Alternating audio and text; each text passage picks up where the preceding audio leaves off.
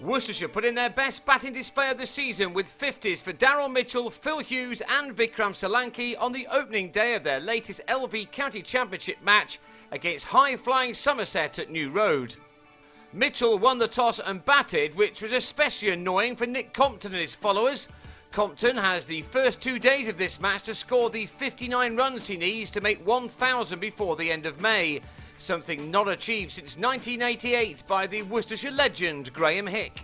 Instead, the runs were coming early on from Mitchell and Hughes, who was making his first appearance of the summer in the LV County Championship with his new team. No longer part of the Australian setup, Hughes has come to these shores to further his game, and he began well enough. It wasn't all plain sailing for this pair, however.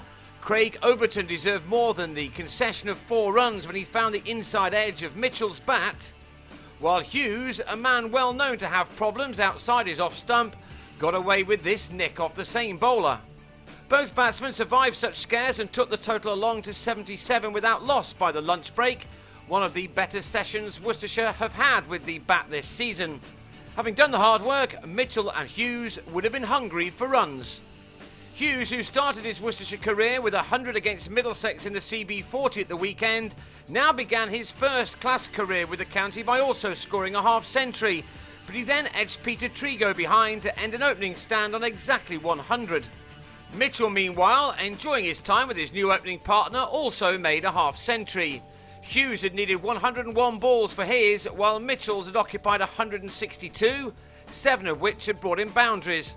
It was all going rather nicely for his team, which has, for the most part, struggled with the bat this year, especially in their first innings.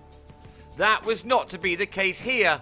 In their last match, Somerset had been on the back foot against Durham's batsmen before fighting back to win with ease. But on this occasion, Solanki was making the art of taking wickets just as difficult as Hughes and Mitchell had done. Solanki, though, was dropped twice on 19 off successive deliveries, once off George Dockrell and once by Dockrell, who was now trying to make amends.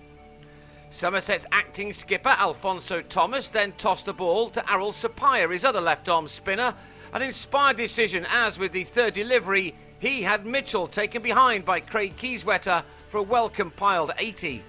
While that would have been a very disappointing wicket for Worcestershire, they were not put off by it, and Moeen Ali came in and quickly chipped Sapaya over mid-wicket for 6.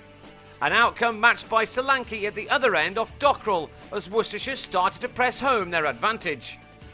Solanki was making Somerset pay for their profligacy in the field.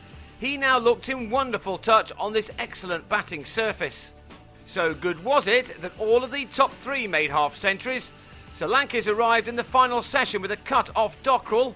He'd needed 104 balls for his 50 and had struck 5 fours and 1 6. So Worcestershire had cruised to 237 for 2, but the second new ball did do the visitors a favour. The persevering Trigo found some swing to trap Ali in front for 20 as the run of 50s from the top order came to an end. But there were still plenty more runs to be had before stumps were drawn, as Solanki was joined by James Cameron. They ensured that this time there was no late comeback for Somerset, as this pair added another 33 steady runs. Solanki will resume on the second morning on 82, needing 18 more runs to record his first ton of the summer. Surprisingly, this was his first 50 of the campaign, but it has helped his side establish a good platform for the remainder of the match. Worcestershire will go again on the second morning on 270 for 3.